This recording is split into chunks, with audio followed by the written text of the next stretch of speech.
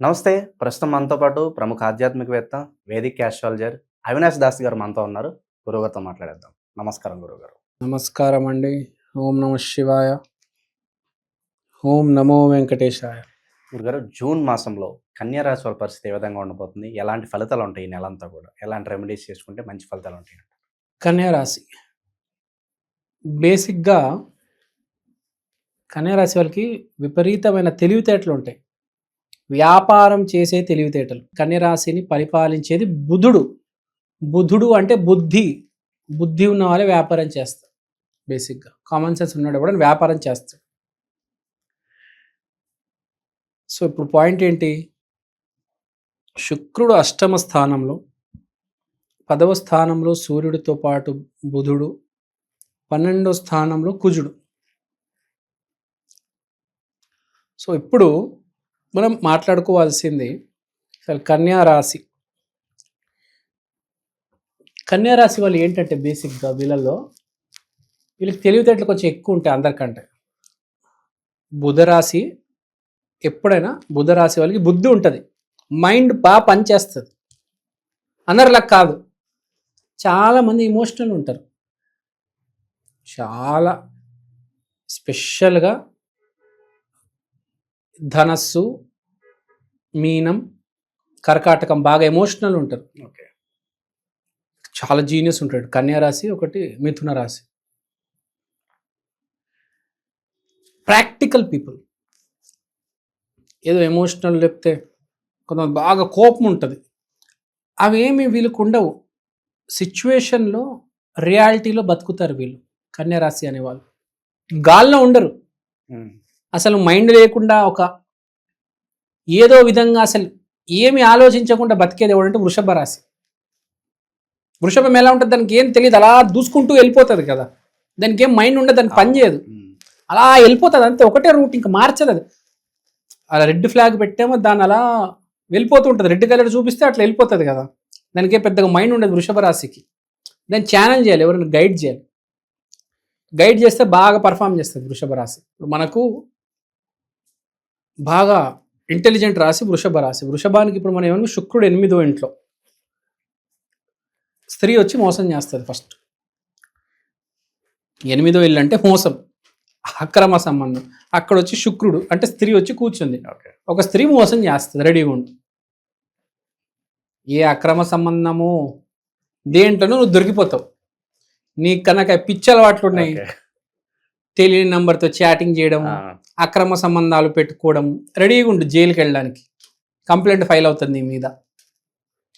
లేదు నీతి నిజాయితీగా బ్రతికేటాడు అనుకో, నీకు ఒక స్త్రీ వల్ల అనుకోకుండా సడన్గా బాగా మంచి అమౌంట్ వస్తుంది.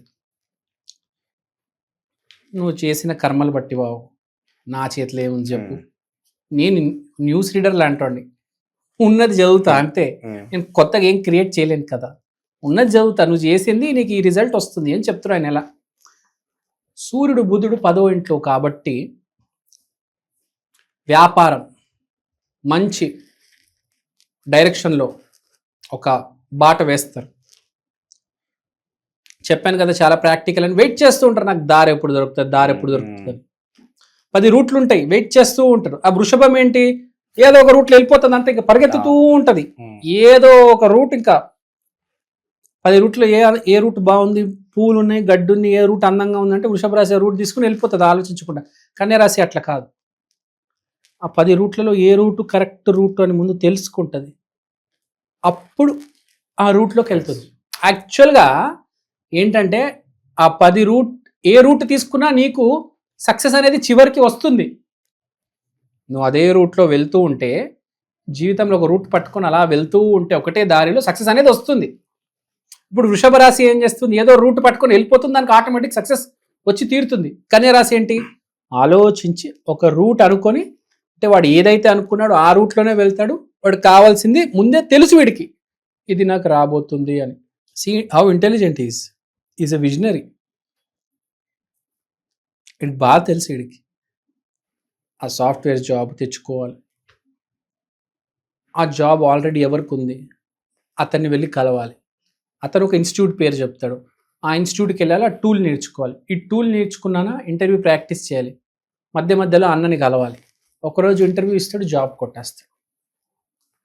ఇది కన్యా రాశి. వీడికి ఎంత ప్లానింగ్ ఉంది చూడండి, మొత్తం తెలిసి వీడికి చేసి చూపిస్తాడు కూడా. ఈ లైఫ్ కూడా బాగా తెలుసు. ఆ జాబ్ తెచ్చుకుంటాడు, అమ్మ నాన్నకి ఇన్సూరెన్స్ చేయిస్తాడు, నెల నెల ఇంత శాలరీ, ఇంత ఈఎంఐ కడతాడు, ఇంత సేవింగ్స్. ప్లానింగ్ అంటే కన్యా రాశి. సిగ్గు బిడియం కూడా చాలా ఎక్కువ, విపరీతమైన సిగ్గు. కన్యే కదా, రాశిలో ఉన్నట్టు సిగ్గు ఉంటుంది. లేడీస్ అంటేనే సిగ్గు కదా. సో కొంచెం సిగ్గు బిడియం ఉంటుంది, కానీ విపరీతమైన చాలా సైలెంట్గా ఉంటారు. ఏదైనా డిస్కషన్ వచ్చిందంటే మాట్లాడతారు, కానీ గొడవలకి వెళ్ళరు. డిస్కషన్లు చేస్తారు, చాలా ఇంటెలిజెంట్గా మాట్లాడతారు. ఎక్కువ మాట్లాడరు, మళ్ళీ తక్కువ మాట్లాడతారు, జాగ్రత్తగా మాట్లాడతారు. బుద్ధి కదా, బుద్ధితో మాట్లాడతారు. నాలికతో మాట్లాడే వాళ్ళు వేరే వాళ్ళు ఉంటారు, లోడలో మాట్లాడుతూ ఉంటారు. ఆ బ్యాచ్ కాదు, బుద్ధి వాడతారు. వాడి ఎక్కడ కొట్టాలో అక్కడ కొడతారు, సాధిస్తారు. సో శుక్రుడు 8వ ఇంట్లో ఉన్నాడు అనుకున్నాం. స్త్రీ మోసం చేస్తే అది రెడీగా ఉండను ఆయన. సూర్యుడు బుధుడు 10వ ఇంట్లో ఉన్నారు. వ్యాపారం మంచి దారి తీసుకుంటుంది, నువ్వే తీసుకెళ్తావు. నువ్వే తీసుకెళ్తావు, నువ్వు విజనరీ కాబట్టి. కుజుడు 12వ ఇంట్లో ఉన్నాడు. కుజుడు 12వ ఇంట్లో ఉన్నాడు అంటే మంచిదే. సో ఒక దైవ సంకల్పం ఎంతకాలం నుంచి నువ్వు తీసుకొని ఉన్నావో అది నీకు కనిపిస్తూ ఉంటుంది, సక్సెస్ అవబోతున్నాము అని. So very good.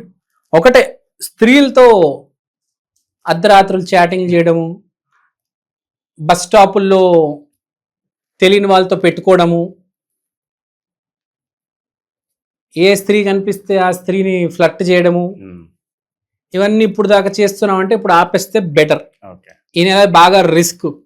అన్ని సంబంధాలు కట్ చేసుకొని ఒకటే అమ్మాయిని ఫిక్స్ చేసుకొని ఆ అమ్మాయిని చూసుకో, ఆ అమ్మాయిని ఫ్యూచర్లో చేసుకో. ఓవర్ యాక్షన్ చేస్తే ఈ నెల తలకాయ పగులుతుంది. ఏం లేదు, పోలీస్ స్టేషన్లో లాకప్లో కూర్చుంటాడు. మంచి మాసం లాకప్లో కూర్చోడానికి. ఊర్లలో చాలా మంది ఉంటారు, రూరల్లో ఏది ఒక సందులో ఒక సంబంధం పెట్టుకుంటారు. ఈసారి కుదరదు, చుట్టేస్తాడు దేవుడు. అలా ఇలా కాదు, ముందే వార్నింగ్ ఇస్తున్నాను. కన్యా రాశి వాళ్ళకి రెడీగా ఉండండి.